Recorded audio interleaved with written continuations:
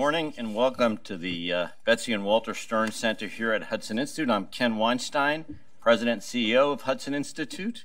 Hudson Institute is dedicated to promoting American leadership and global engagement for a secure, free, and prosperous future.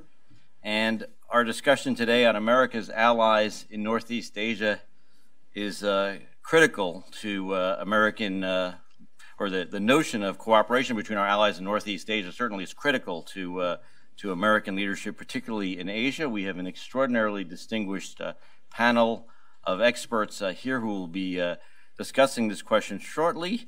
Let me just note that, by way of introduction, that we are in a period of immense disruption in global affairs. And let me note that for those of us who are longtime Asia watchers, we are seeing an increasing divergence between Japan under Prime Minister Abe, which is more security-focused, more outward-looking, building bilateral and multilateral ties in Asia through its free and open Indo-Pacific strategy, about a concern about a more aggressive China and the threat it poses to broader Asian security, while, of course, still engaging with China, and a South Korea that even among those who are very sympathetic under President Moon, that is becoming more inward-looking, more focused on the question of inter-Korean rapprochement, and also seems intent, at least in my opinion, on raising highly sensitive issues of collective memory with regard to World War II in a manner that seems almost intent on posing challenges to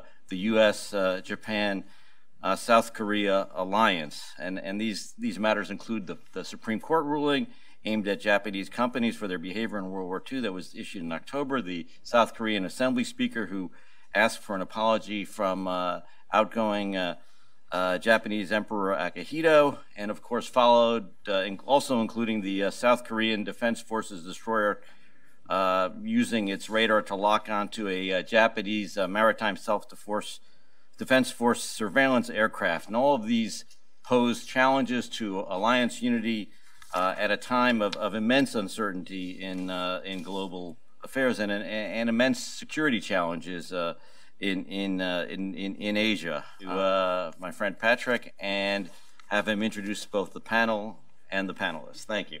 Well, good morning, everyone. It's a great privilege to be here today when the United States confronts some of the most serious security challenges in its history. Making America stronger is vital, but we cannot manage our complex world alone. We need robust allies and like-minded partners to forge effective common action to deter aggression, preserve the rule of law, and secure prosperity. That is why alliances matter.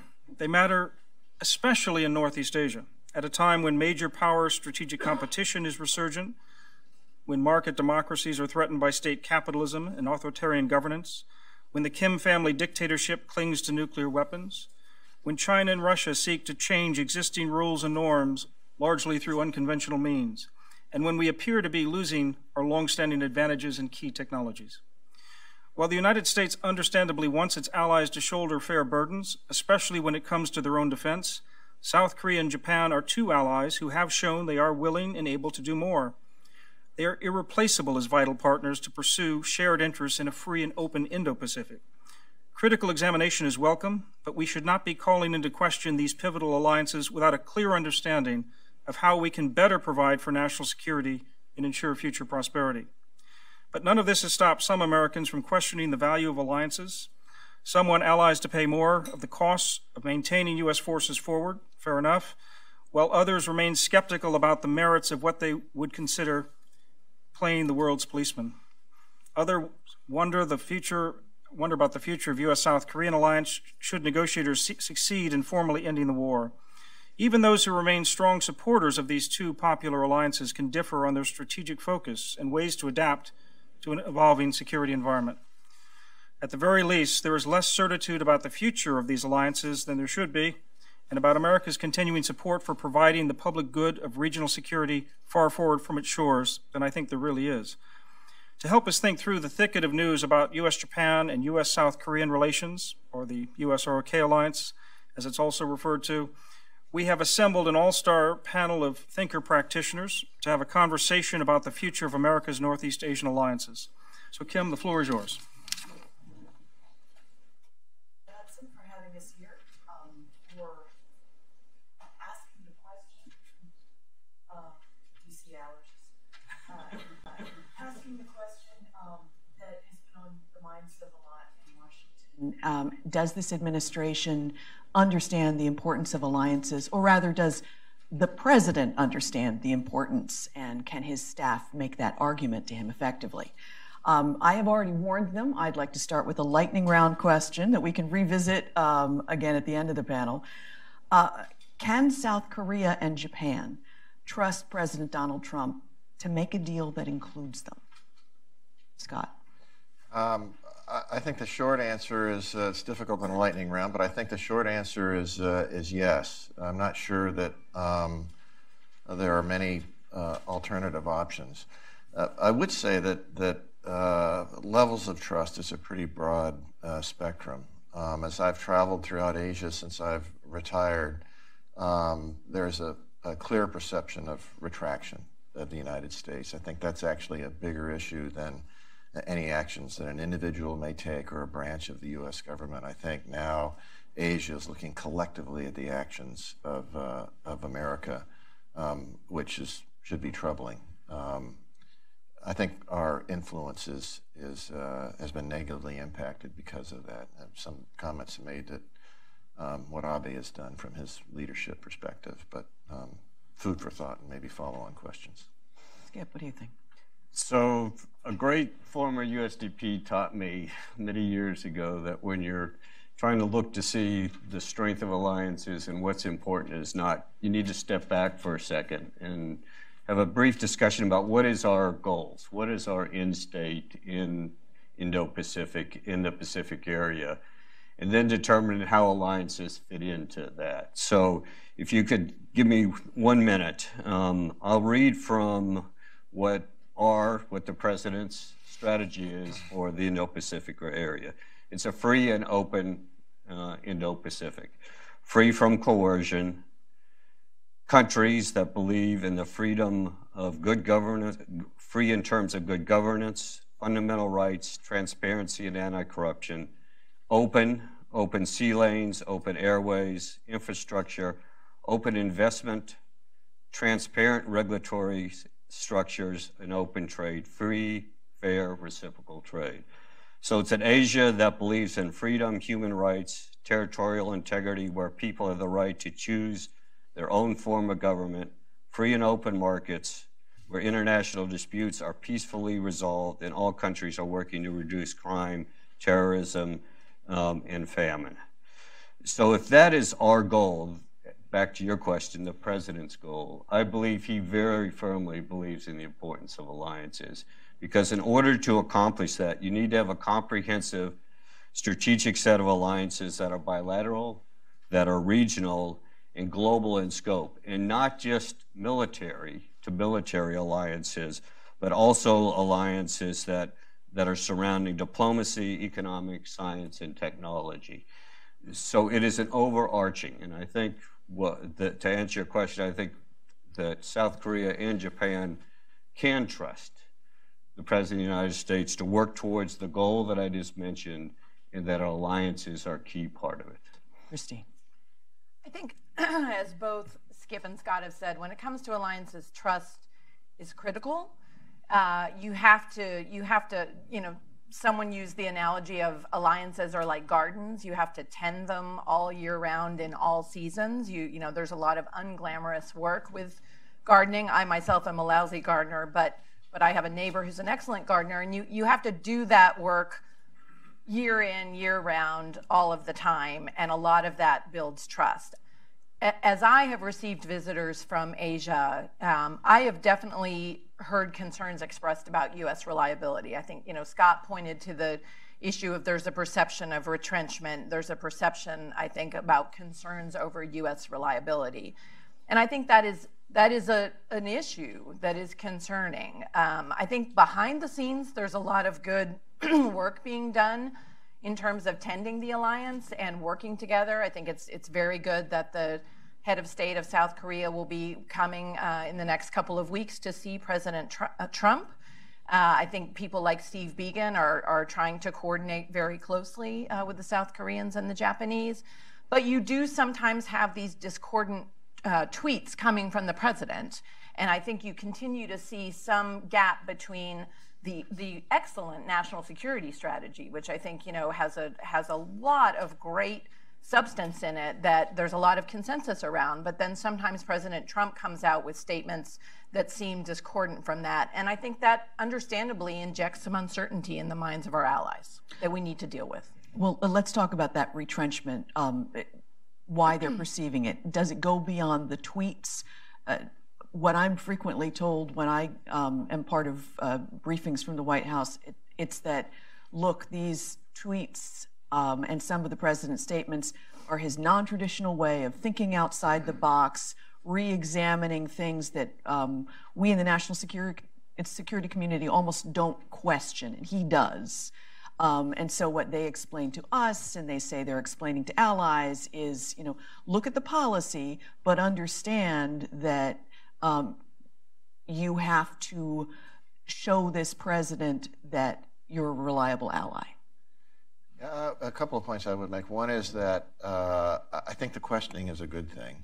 I think we would have been well served if we had been asking many of those questions that the president is asking now, if we've been asking those of ourselves in the past, because I can almost guarantee that with any policy, we're not going to get it right, but the focus should be on not getting it wrong.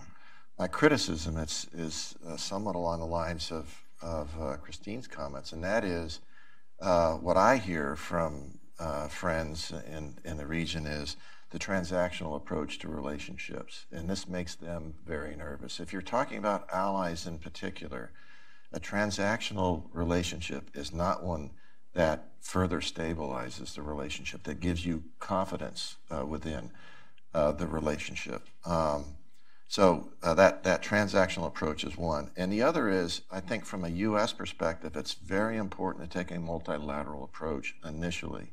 So when you're talking to a partner, as Skip said, you need to talk in the context of why the region is important to the United States, not just why that particular partner is important. So it's important that we have a bilateral relationship with Japan, but in that bilateral relationship, we need to have a discussion about the other relationships in the region that are particularly important to us. So Korea is part of this discussion. That's certainly one. But the Philippines are another. Vietnam is another. China is another. I could run Russia. I could run right down the list. So there's 2 points. One is the transactional approach that we appear to be taking now. That raises concern. And the other is this desire of developing bilateral relationships, bilateral agreements that are not inclusive of the broader issues that are common across the region. So what is the advantage of having, how would you make the argument to this president that when you sit down with Japan, you should also be talking about the Philippines, Vietnam, et cetera? Well, I would suggest, I would defer to the rest of the panelists, that we have interests that are with Japan that are not unique to Japan. We share those interests, certainly from a defense perspective, but I agree with Sharp. I think there's too much discussion about the military. Putting words in your mouth, perhaps, but I think the two of us think the same. That we need to think more broadly from a whole of government perspective. And if you look at the issues that the president is having discussions with Abe, those same concerns are shared with the U.S. and Korea, the U.S. and the Philippines, the U.S. and other allies. I mean, of the 7 allies that we have around the world, 5 are in the Pacific. That should be statement enough of the importance of thinking multilaterally as you're having a bilateral discussion. And just to build on that, I would say, we have, as Scott just says, we have shared objectives, shared interests with many of the countries in the region. And so it makes sense that we should be working together on all of those things. It would be very much in the U.S. interest if we had more of a coordinated strategy towards China with our allies and partners in the Asia-Pacific region. And one of the big advantages I think the United States has in the competition with China is that we have allies and partners that are based on a foundation of shared values and shared activities that we've undertaken together for decades, whereas China really is much more, to the extent that it has leverage, it's around its economic power, and it's a more coercive, I think, approach to the extent of interacting with other countries. So, you know, if you look at what has happened, not just militarily, but diplomatically and economically over the last several years since President Trump has become president, there has been a lot of energy that's gone into working together with nations in Asia Pacific. The number of trips that Secretary Pompeo has taken over, the number of times President Trump has met with folks in Asia. Diplomatically, I believe it's been the real focus. We have free trade, trade agreements with Korea and all. So again, if you look beyond just militarily, which I think we've stayed very strong, into diplomatic and economic and what we're just talking informationally wise back here, Asia is a critical part, and I think that's been a critical emphasis. It's been an emphasis of this administration. Well, one thing that I've heard repeatedly from White House advisors is that they've made winning arguments with this president by going to the bottom line, especially explaining how U.S. business would be helped by XYZ action. So how would you explain to this president that thinking regionally, getting a bloc together as opposed to concentrating on bilateral relationships would be useful? Again, I think there's undoubtedly value in having coordinated strategies, again, towards China around how China is reaching out economically to countries in the region. And some of that is perfectly appropriate, but there are going to be places where that may be harmful to our interests and the interests of our allies and partners. We need to be working together on that. You know, the whole issues around Huawei is a good example. We need to be working with our partners in the region, working with the private sector to have a more coordinated strategy. And without that coordinated strategy, I don't think we're going to be successful. So I think I would try to make the case to the president that not only is there a prosperity argument to be made in terms of working with other countries, but there's also a security argument or benefit. And on the security side, the argument I would make, and I do disagree with President Trump in the reducing of exercises, specifically in Korea. I think exercises are not only there to help us prepare, but they're also of great deterrent value. But I would make the argument that the more you could have multilateral exercises, and not just between U.S., South Korea, and Japan, but more broadly within the Pacific, like RIMPAC does, who brings many, many different Pacific countries together to work on issues, military issues, from counterproliferation to crisis management, humanitarian assistance, disaster relief type of operations. That pulling those nations together to be able to do that in the long run is better. You have better responses and you have a stronger deterrent value in response if you can get them working together, and it's worth the price to do that. And yet, if his goal for his presidency is to be able to say, I made peace with North Korea, and he sees those joint exercises as getting in the way of that, again, how do you tell him that, you know, explain or make the argument that there's an advantage to this that doesn't get in the way of... I mean, my argument would be that if we're going to get North Korea to truly denuclearize, it's going to be through strength. It's going to be through a combination of sanctions. It's going to be through a strong deterrent military that's very powerful and ready to give President other options. It is through, as Vince Brooks has recently said, and I agree with him on this, truly laying out what is the plan, what is the economic benefits that could go to North Korea, what is the big picture to do that, to try to force Kim Jong-un to make the decision that it's better to go down this economic non-nuclear road for me in the long run. Yeah, I would agree. I mean, this is clearly Skip's area of expertise based on his experience in the military more than mine. But to negotiate away early in the negotiations, I think clearly it's been demonstrated that this isn't going to be resolved in months. I mean, it may be in a year. I'd be surprised, but I think we're certainly measuring progress in a longer time period than what a lot of people had hoped for based on the initial engagements. But it's really the national strength of the United States that you want to be careful about trading away those key elements early in the negotiation.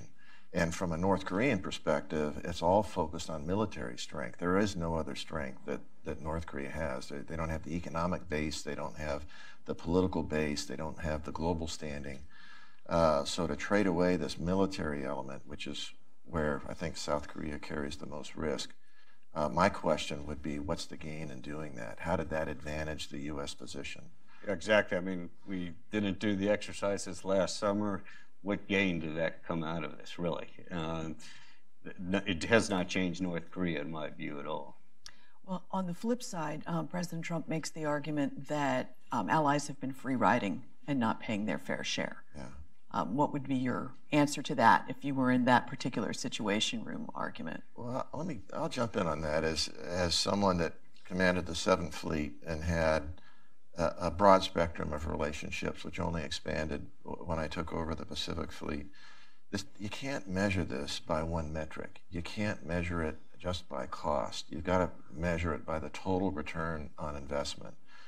And I'm not here to defend Prime Minister Abe or the Japanese people, but we get much more than the monetary value that Japan pays for just U.S. naval forces, not counting the Army forces or the Air Forces or the Marine forces that are resident in Japan. We sustain the 7th Fleet there in Japan, and we rely on the Japanese economy, certainly in Sasebo, to sustain those fleets. So it's a very complex problem. That's why these negotiations are so critical. The agreement that we have when our military personnel get crossways with the Japanese legal system, create a crime either by U.S. standards or by Japanese standards, that is a very intense negotiation that occurs on behalf of our civilian leadership and OSD, on behalf of State Department. It's part of the fabric that ties us together as allies. It's the fabric that builds that web of trust that ties us together as two people.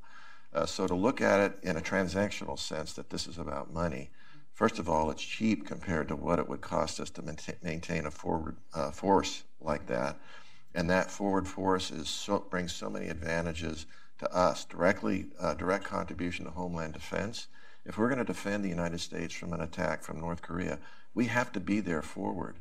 And the Japanese are very open to supporting the U.S. conducting operations in its own national interest. And those have been carefully negotiated as well by our civilian leadership. So I think we need to be very careful about criticizing others as not giving enough. I think the bill, if they were to say, look at what happened when the Philippines made the decision to deny access to Subic Bay to the U.S. Navy. I mean, it took us 20 years to recover. We did over 70 ship maintenance evolutions in Subic Bay, and when I was the last year that I was the commander of the Pacific Force, all commercial related. We used to do those, on our own with our own access to the shipyard there. So I would voice caution. I'd keep a foot on the brake at this point and not on the accelerator for advocating for change.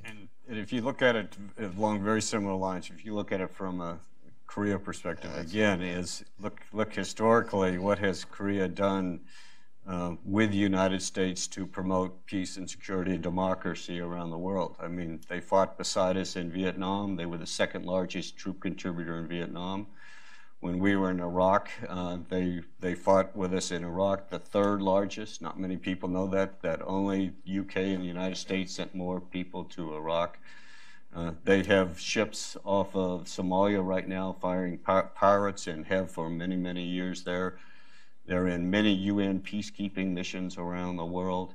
They have a great military that has demonstrated in the past and present that they're willing to fight alongside of us for what we believe is necessary to bring freedom and security. And then if you look at it from a money perspective also, they do burn a big share, I believe, and if you take a look at not just how much we get every year from Korea on burden sharing, but the amount of money that they've paid to move us south down to Camp Humphreys, to Pyeongtaek, it is the Army's best Army post anywhere in the world today, and the Koreans paid for a large part of it. But then you get into the more of the, if you will, the personal, which I think is also very important. Just the strength of the combined command, to be able to have day-to-day soldiers, sailors, airmen, and Marine working together, that strength that comes with that, and the ability to deter and to be prepared. There's some real strengths that alliances, and Scott talked about Japan and what Korea have brought the United States well beyond just the dollar amount.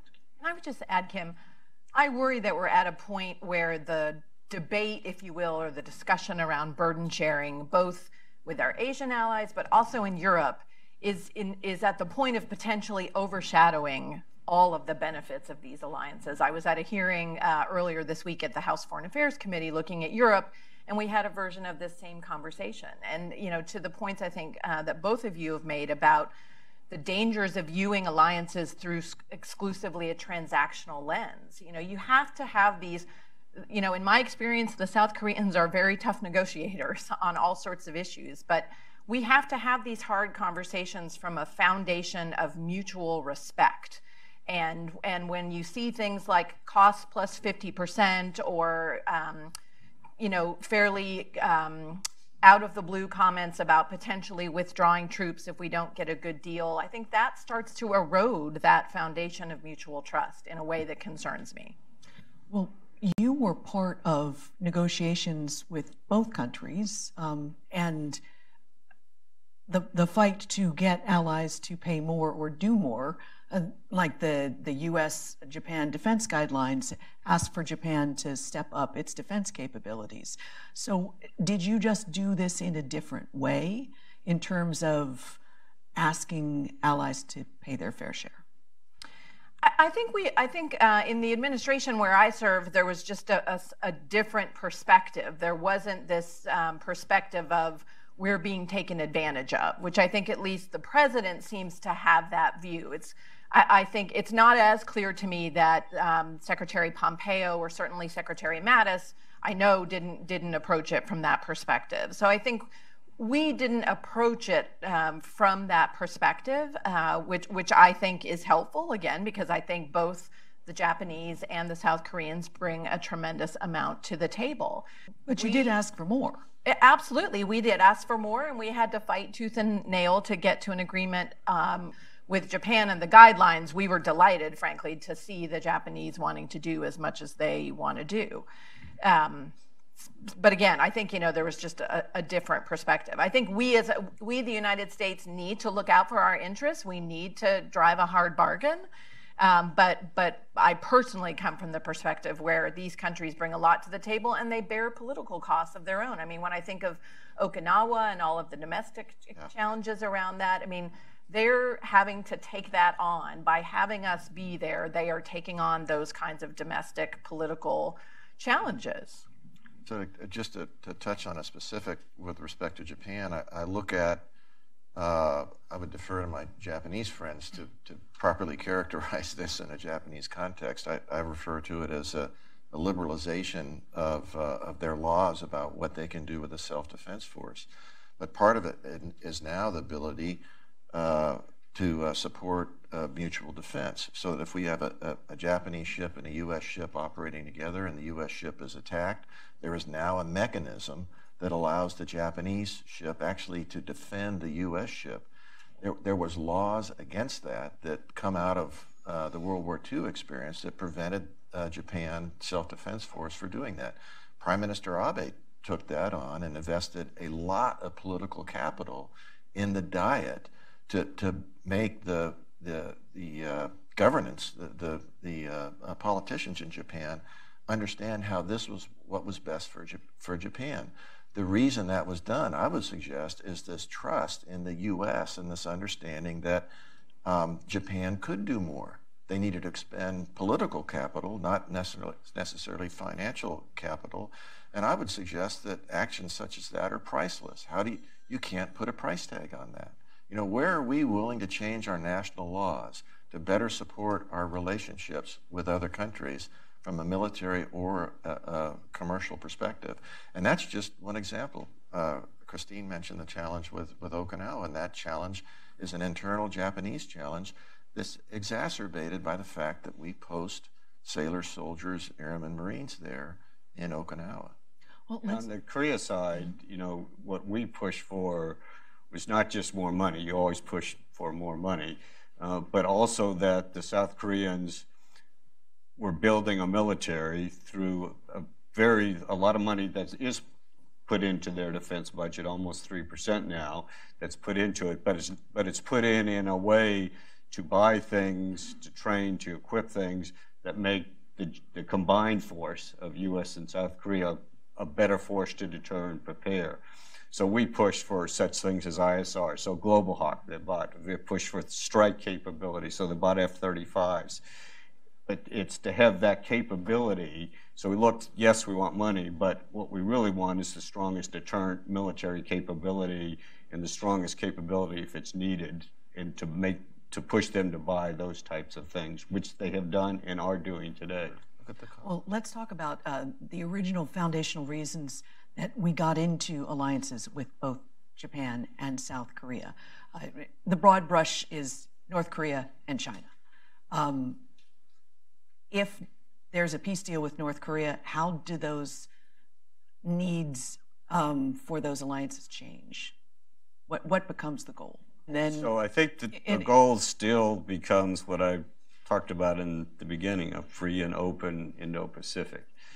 And so even when North Korea decides to denuclearize and there's some sort of peace treaty, and if you take that threat more or less completely away, you still want to have that goal. And there's still a lot of other characters out there that you'd have to put them in the right box of free, open, democratic, thinking China specifically, that you need alliances to help push them to be prepared to deter and to push them into that direction.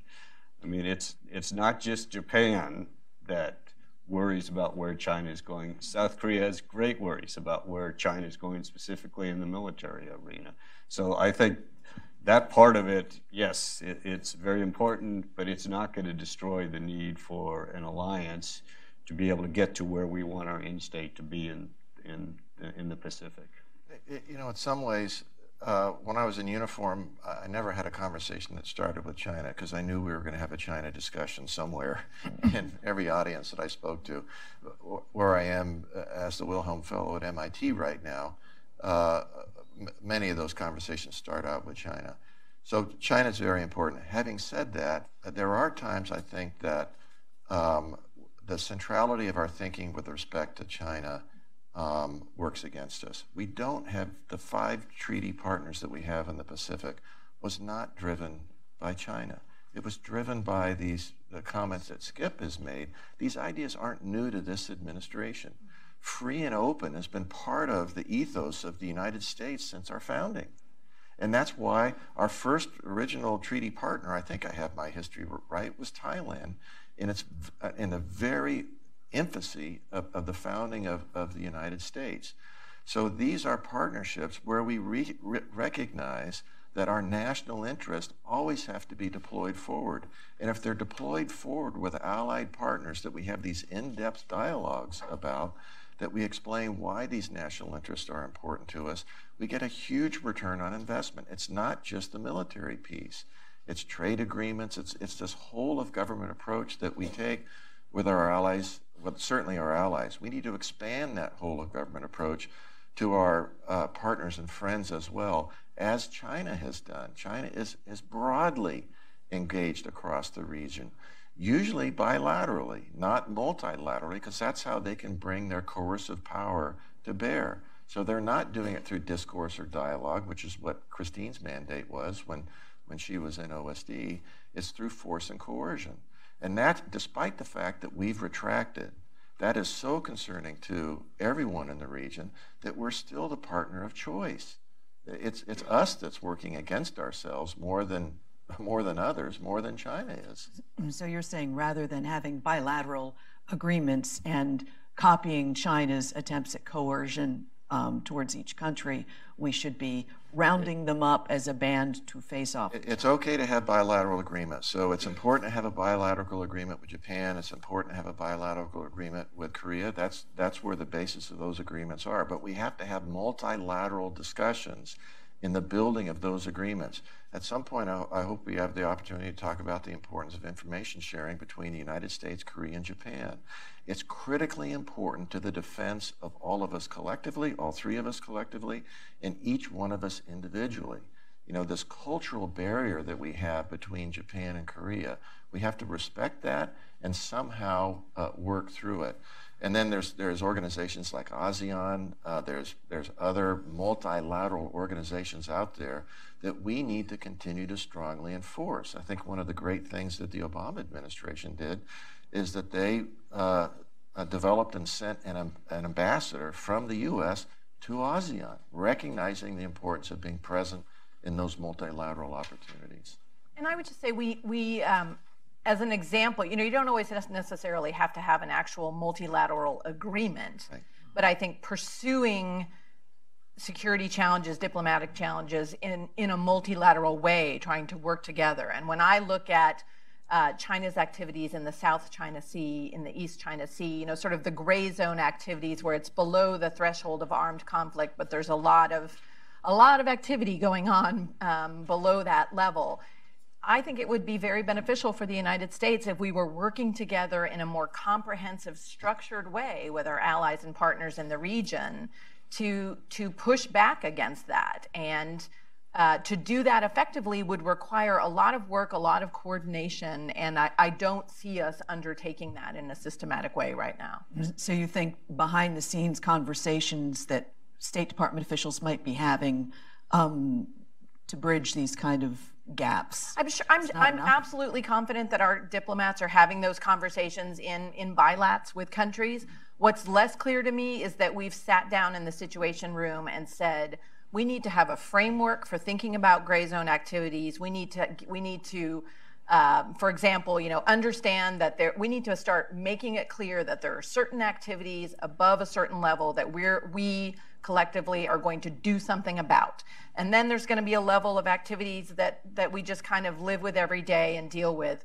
And then there's something in the middle, and work together with our allies to develop a shared understanding around that and have an actual strategy of how we're going to do that and what that looks like. And that's different from just talking about gray zone problems in everybody's bilat. We need to pull it all together. And there is on the military side, I mean, there's some of that we are continuing to push forward. I mentioned RIMPAC earlier. I don't know how many countries participated this year, but it's a significant number that have. You still have the United Nations Command in Korea, which has 16 countries there that are participating and work together and train together. But there's obviously, I believe, a lot more that needs to be done. We work together on proliferation security initiatives, PSI types of programs to be able to stop that. There's more now going on. Sorry, PSI types of programs, for those who might not know that acronym. It's proliferation security initiative. So it's mostly ship stuff and watching how things are moving around the world to make sure that you don't get proliferation out of North Korea or other places. And along similar lines, there's now more going on trying to watch where are North Korean ships and are they trying to break sanctions by doing ship-to-ship type of transfer. So I'm not saying that that's all that needs to be done, but there are some instances on the military side where we're continuing to be able to work together multilaterally, and more needs to be done in that area. I want to come back to a point that Christine made, and it's a 3-hour lecture. I'll save you the lecture, but I'll cut to the chase here. I don't think that the United States has a grand strategy. So when we talk about the competition with China, the competition is about the rules-based order. It's the fact that the rules-based order was established out of the ashes of World War II and 4 conventions. So this isn't just an aberration. There's actually some rigor that went into this. In those conventions, out of those conventions came the framework for the international rules-based order as we know it today. They also established the institutions to manage that framework and change it as the world changed. It's organizations like the World Health Organization, the World Trade Organization, the UN as it came out of the League of Nations. Imperfect for sure, but the alternative is the incredible losses that we suffered when the only tool that we had to resolve the instability that existed in the 40s was the military tool. And I get great argument when I suggest that the United States does not have a grand strategy. What should be compelling to us is that China does. And I can clearly articulate what China's grand strategy is because we see it in execution every day. Now, I use freedom of navigation operations as an example. We have a hard time describing as a nation why we're doing freedom of navigation operations generally, as well as specifically. China does not have that problem. We're in the middle of a freedom of navigation operations, and the foreign ministry is making a public statement by the spokesman of exactly what is happening and why China disagrees with it. That is reflective of a grand strategy applied. So if you have a grand strategy, you should be able to trace all that down and say, this is why we're doing freedom of navigation operations. So I couldn't agree more. And the challenge is for military planners, it starts with understanding what the strategy is. Otherwise, we're doing all these tactical things and we try to roll it up to what is the advantage that we're giving to the country we serve. So to play devil's advocate, the national security strategy doesn't help fill that out? I give great, and Christine mentioned this, and I'll be specific. I think the work that Matt Pottinger and his team are doing are just fantastic, those that actually wrote it. But it is not a grand strategy. I would describe that as a regional strategy. It is focused on China, and we need to be focused more broadly. I think Skip may have mentioned it, or Christine did. Actually, it was mentioned in the intro. The instability that exists around the world is stunning. I was invited by the British government to spend a week in London talking about the broader perspective beyond just the instability that they're seeing in Europe, Brexit, the Yellow Movement in France. Look at what's happening in Germany, Ukraine. You can go all the way around the world. So this idea that somehow what's happening in the South China Sea, East China Sea, Korea, wherever is unique, it's not unique. And we need to think about the implications to the United States of that global instability. You can't afford just to focus on the eaches. That's what a grand strategy is about. So our two allies in the region, Japan and South Korea, are both apparently reacting to a lot of what you're talking about. Right. The transactional nature of the relationship as they perceive it, and a lack of an overall strategy articulated as to why the U.S. will have a continuing commitment to the Pacific region. And they're both pursuing separate relationships with Kim Jong-un. And with Xi Jinping. And with Xi Jinping. What does that spell long term? Is it a natural progression? Because if there's going to be a peace deal, they both have to have relationships with Kim Jong-un and trade relationships with China because it's throwing its weight around? Or is it a sign that we're losing their trust and faith?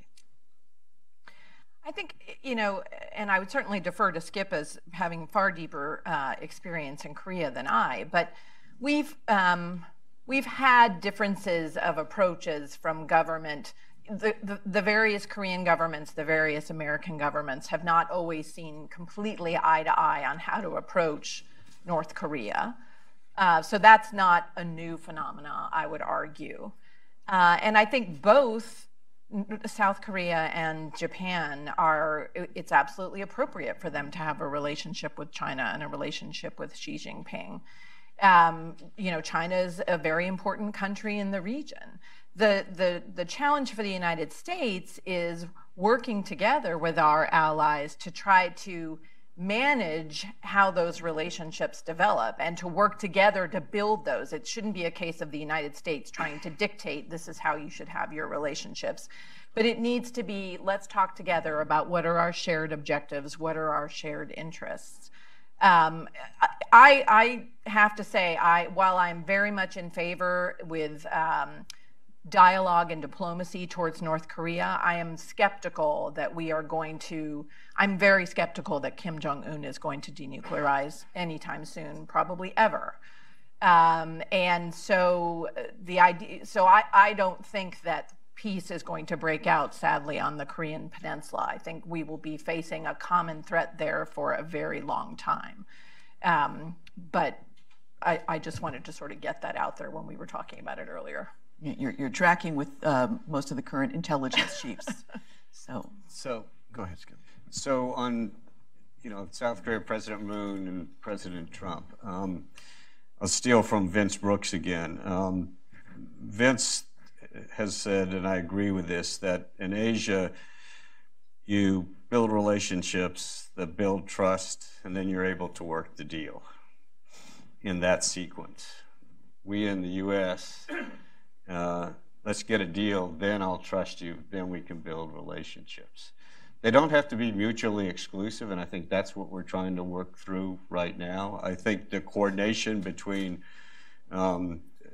President Trump, Steve Biegun, Secretary Pompeo, and their counterparts in Korea have been very good. There have been surprises on both sides.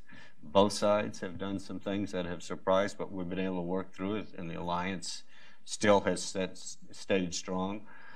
The sanctions are still being enforced by South Korea, and they're not pushing hard to reduce sanctions there. So there's different mechanisms. Hopefully they will be able to work together, and I think we are right now, to get to the end state of a denuclearized North Korea. And just to throw out, as Christine did, I'm still cautiously optimistic that we can get to a denuclearized North Korea. I think Kim Jong-un clearly understands that he's a young guy, and if he wants to stay in power for many years, there's got to be some fundamental changes in North Korea to have better quality of life.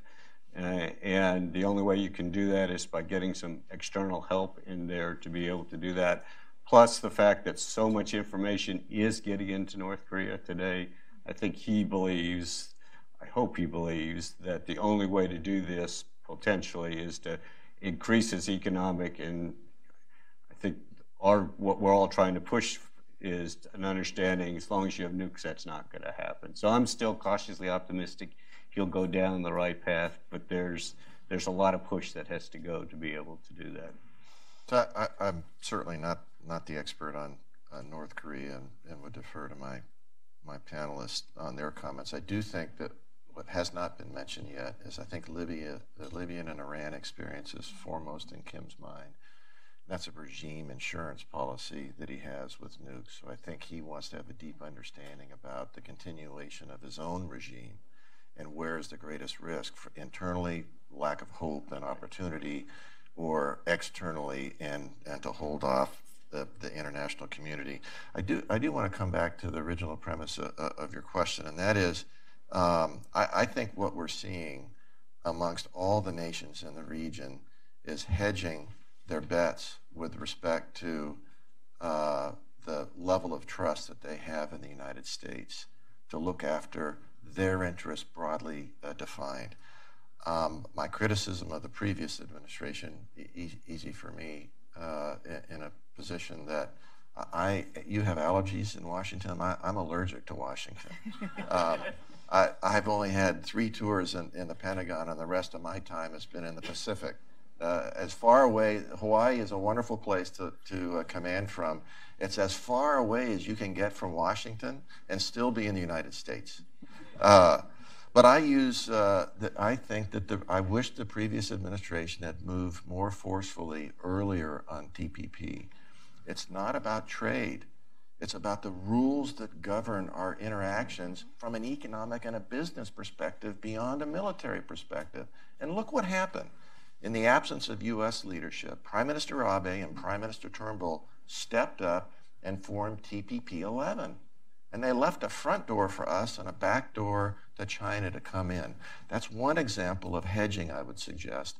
The other example I would use is the outreach to the regime in North Korea and to Xi. Look at Prime Minister Abe's engagement, once again, directly with President Xi. Look at Australia's engagement. Look at New Zealand's engagement. So those engagements have become much more frequent and much more proactive with this perceived retraction of the United States. I think it's a reality. It's certainly in the reality of the minds of those in the region. So what's going to be interesting is if the United States reverses its current course and decides to step into a leadership role in the Pacific again, I think there's going to be a lot of questions and potentially conditions about what that leadership role is going to be, as defined by the countries in the region taking a more proactive role in their own future. Some would argue that's a good thing. I would suggest that it is a good thing what those countries have done. But we need to be thoughtful about how that has affected our long-term relationships and our own positions of power and interest in the region. With that, I would like to take the last 15 minutes or so and open up with questions. And I would ask the question, make sure there's a question in your question. And could you introduce yourself? The gentleman in the blue shirt. Well, thank you very much, Satohiro Akimoto, President of Sasakawa Peace Foundation. Thank you very much for insightful and honest conversation. I learned a lot. All of us, or most of us in the room, including all the panelists, think that the allies relationship is very important, and Japan and Korea are central to U.S. interests in the region. Admiral Swift mentioned a little bit about Korea and Japan, but my question is with regard to a relationship between the two countries. How worried are you about the relationship between Japan and Korea now that two countries more or less demonstrated that they may not be able to build a long, sustainable, functional relationship between the two? And Admiral Swift mentioned cultural barrier between the two countries, and we have to respect that. But I'm not sure what you mean by cultural value, and I'm not sure what you mean by we have to respect that from the viewpoint of the United States national interest. Thank you. Yeah, so if I could start, since the question was somewhat directed towards me. I'm talking about the comfort women issue, the issues that really come out of the experiences in the 1920s and 1930s. And so I recognize as a military leader, those issues are going to have to be resolved between the two countries. And there's civilian leadership in the United States, State Department and other organizations, and private organizations, NGOs as well, that can help close that gap that exists. But it's held so culturally tight by both Japanese and North Korea. Even politicians, local politicians, national politicians can't bridge that divide. What I think that we have an opportunity in the military. The UN flag flies over virtually every U.S. naval installation in Japan. And that UN flag represents the command that General Sharp had as part of the UNC in Korea.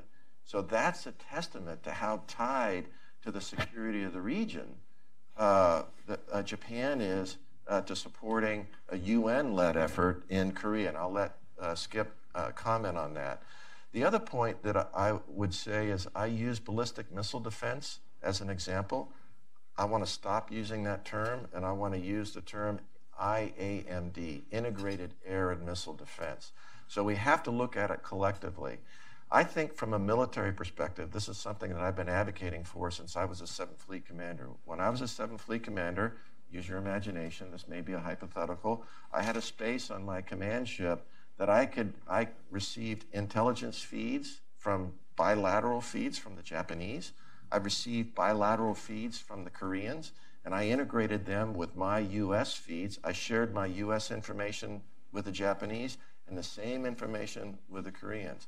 But I couldn't share Japanese information with the Koreans, and I couldn't share Korean information with the Japanese. There were many times that a Korean ship was providing me insights as to what North Korea was doing with its missile launches before my own ships could, or before a Japanese ship could. And I could not share that information with the Japanese government because of the information sharing agreement. Likewise, there were times when I had a Japanese ship that was providing me information that I wasn't getting from any other source. The Koreans were not aware of it.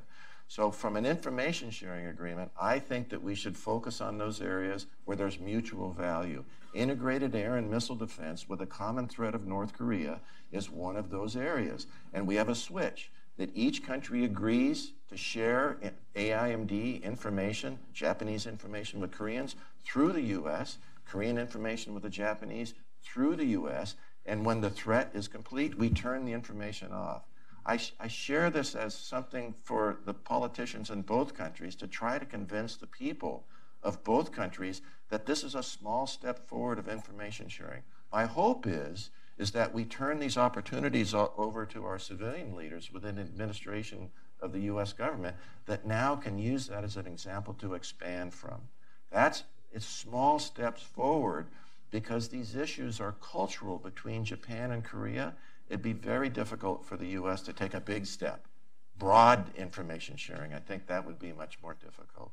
But Skip. And I agree with Scott. I mean, I think it's obvious. I love my Korean brothers, but Korea screwed this up, intel sharing. This is a Korea issue they've got to get over. There is the ability to be able to share intelligence between Korea and Japan is essential for missile defense, for many other things. Yeah. And if we were ever to go to war, it's going to be a regional war. And you don't want to learn how to do that as bullets are flying. So I think that this is a critical element for watching what North Korea is doing, for stopping proliferation, for stopping ship-to-ship things, for missile defense, for actual war-fighting capabilities that we have pushed very hard for years to be able to get that. But you ask, am I worried? Yes, I'm worried because we've not made any progress at all. In fact, recently we've gone backwards. Sir, in the back row. My name is Toshi Nakayama, Japan Fellow at the Woodrow Wilson Center. I was going to ask a different question, but since the Japan ROK came up, I can't resist myself asking. If you define sort of the rift between ROK and Japan as a cultural sort of, barrier, there's not much that U.S. can do, I guess. But I think I see more than just a cultural barrier. I see a sort of a strategic rift regarding North Korea and China and the desirable shape of a regional order in Northeast Asia. And I guess more and more, sort of the organizing principle of allies in Northeast Asia is becoming, free and open in the Pacific. But clearly, South Korea is a bit hesitant on sort of coming fully on board on that topic. So I see, from a Japanese point of view, we see sort of a strategic rift between Japan and Korea. So what can U.S. do in that context? I think your basic attitude is sort of stay out, between on the issue of Japan and Korea, having discussion on cultural issues. But if you define the rift differently, is there something that U.S. can do? I would suggest the U.S. shouldn't stay out of that. It's just not a conversation for the military. And I think the military there are mechanisms, opportunities that the military can create other opportunities, but I would defer to. Yeah, Christine, what did you see this rift forming in your administration, and what would you do? Well, I think a rift might be a big word to use. What I see perhaps a little bit, what I would call more a bit of a divergence that I think comes naturally out of the fact that the South Koreans are first and foremost concerned about the North Korean threat. That is, their number one priority, their number two priority, their number three priority, and maybe Chinese, behavior is somewhere on 4 or 5.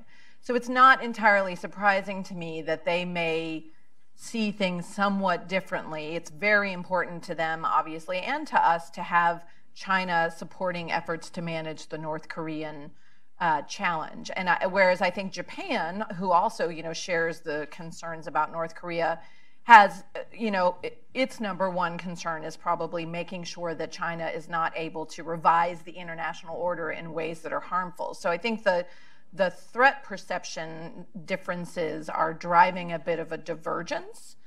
I think we have to be, I think what the United States can do is be aware of that, understand where that comes from, and monitor to make sure. I think, a movement towards China in some ways may not be particularly worrisome, but I think if the United States feels like South Korea starts doing things that are going too far, if you will, we need to have conversations about that. We have now. And with that, I want to thank Scott, Skip, and Christine for contributing to this dialogue, and thank the Hudson